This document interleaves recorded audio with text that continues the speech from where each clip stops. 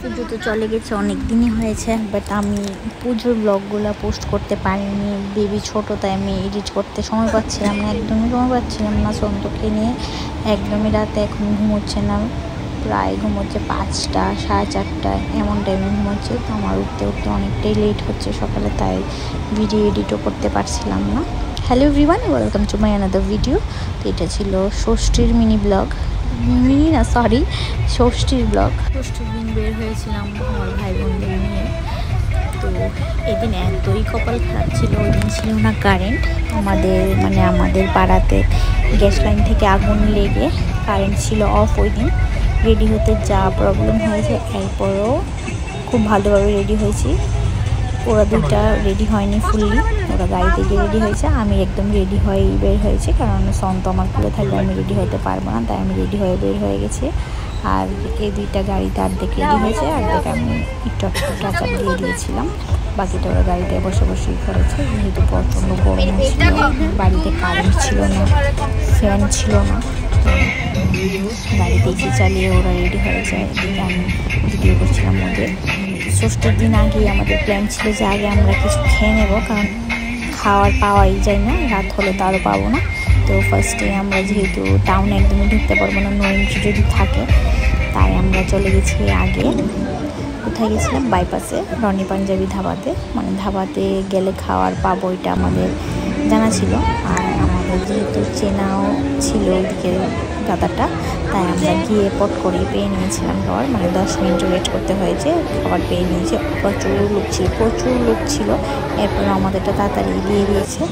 তো আমরা খাওয়া শুরু করেছি। এমনিতেই সন্ত কাজ ছিল, তো আমি ঠিক করে খেতে পারিনি, ও খাইয়ে দিয়েছিল একটু।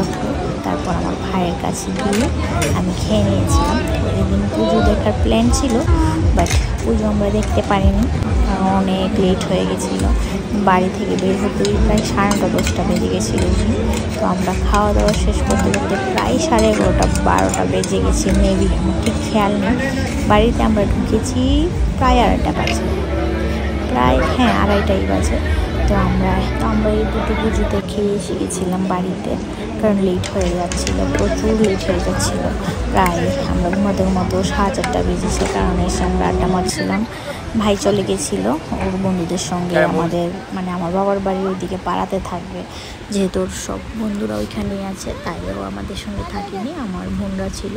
তো আমরা প্রায় 4টা। সন্ত এবার অনেক দিনই পুজো দেখেছে, ষষ্ঠীর দিনটা প্ল্যান করেছিল ওর মিমি। তো আমরা ষষ্ঠীর দিনটা ভালো এনজয় করেছি, পুজো না দেখতে পারলেও সন্তকে নিয়ে খুব ভালোভাবে কেটেছে পুজোগুলো। তোমাদের কেমন কাটলো পুজো? আমার তো ভীষণই ভালো কেটেছে। পুজো দেখতে পারিনি, এটা আলাদা ব্যাপার, বাট সন্তকে নিয়ে আমাদের প্রথম পুজো ভীষণ ভালো কেটেছে।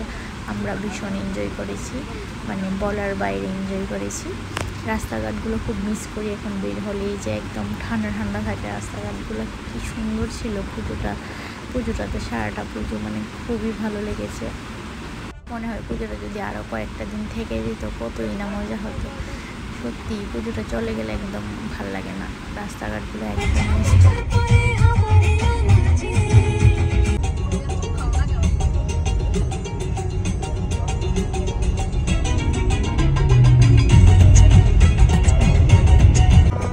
পুজোতে বের হওয়ার পুজোর গান চলবে না, তাও তো আর হয় না। তো আমরা সারা রাস্তায় পুজোর গান গেছি, গিয়ে ফার্স্টেই রানীবাজার পুজো করতে গেছি।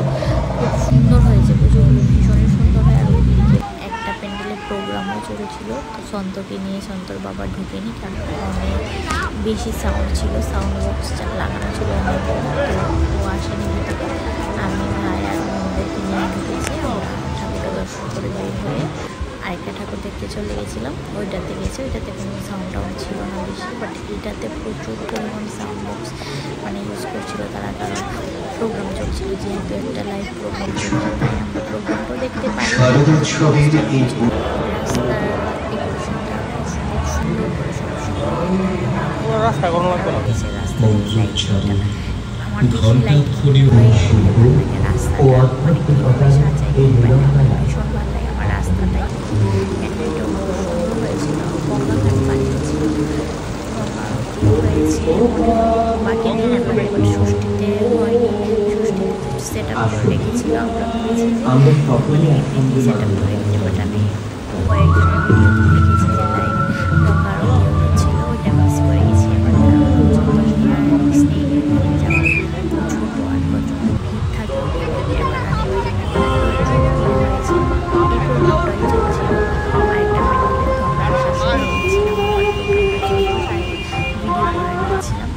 ভালোই প্রোগ্রামটা মেবি হয়েছে, কারণ অনেক ক্রাউড ছিল এখানে। পুজোর দিনগুলোতে ফিল হয়েছে যে হ্যাঁ ঠান্ডা, মানে রাত বেশি রাত্র হয়ে গেলে কুয়াশা পড়তো। ওই দিন ওর গাড়ি চালাতো ভীষণই প্রবলেম হয়েছে, কারণ কুয়াশাতে গ্লাসটা বারবার হয়ে যাচ্ছিলো। ভীষণই ঠান্ডা ঠান্ডা ওয়েদার ছিল। আমি জানলা খুলে কিছুক্ষণ সময় হাওয়াটা ফিল নিচ্ছিলাম, বাট সন্ত ছোটো তাই বেশি খুলিনি, জানলাগুলো লাগিয়ে রেখেছি প্রায় সময়। তো বাড়িতে এসেছি আমরা প্রায় 3টা বাজে মনে হয়, কারণ গ্যারেজে গাড়ি রেখে প্রায় আধ ঘন্টা আমরা রাস্তাতে ফটো উঠিয়েছি। একটা প্যান্ডেলও আমরা ফটো উঠাতে পারিনি, মানে সন্তকে নিয়ে পারিনি, প্লাস আমাদেরও ইচ্ছে ছিল না, কারণ টায়ার্ড হয়ে যাচ্ছিলাম বারবার। তো আমরা এসে ঘরেও অনেকক্ষণ ফটোশ্যুট করেছি, ভিডিও করেছি। আমরা তিন বোন মিলে। ওর সন্তর বাবা তো এসে আগে ড্রেস খুলে বিছানাতে শুয়ে গেছে, তো সন্তকে রেখেছিল, আমরা ফটো উঠিয়েছি। আমার সন্তর 4:30 আমরা ওকে নিয়ে দুষ্টামি করছিলাম। সন্তর মা এই বড় আগ করছে আর সন্ত না কটা বাজে? 3:30। মানে আমাদেরই ঘুম এসে গেছে, ওর চোখে একদমই ঘুম নেই। মানে ওই দিনটা ভীষণ আনন্দ করে কাটিয়েছি আমরা, খুব ভালো লেগেছে। ষষ্ঠীটা ভীষণ ভালো কেটেছে, প্রত্যেকটা দিনই ভালো কেটেছে, ষষ্ঠীটাও সারা জীবনের জন্য মনে থাকে। তাই ভিডিও ক্লিপসগুলোও রেখে দিয়েছি, সন্ত বড় হলে দেখবে। এখন ঘুমোচ্ছিল, এখন উঠে গেছে আমার বাবা। বেশি এখন আমি ফেসবুকে অ্যাক্টিভ থাকতে পারি না, ব্লগসও বানাতে পারি না, কারণ সন্তকে পুরোটা টাইম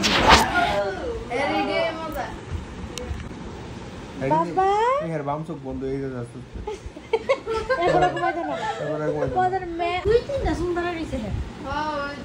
চুল আছে ওরা 8 বিকেলে 1-1.5 চুল আছে। 2-3 না অনেক আরে কম 2-3 ছয় বলতেছ না বইছে না শোন আরামসে কত বইছে। ভিডিওটা কেমন লেগেছে অবশ্যই জানাবে। আজকে অনেকটাই বড় হয়ে গেছে ভিডিওটা, আমার তো ভীষণই ভালো লেগেছে।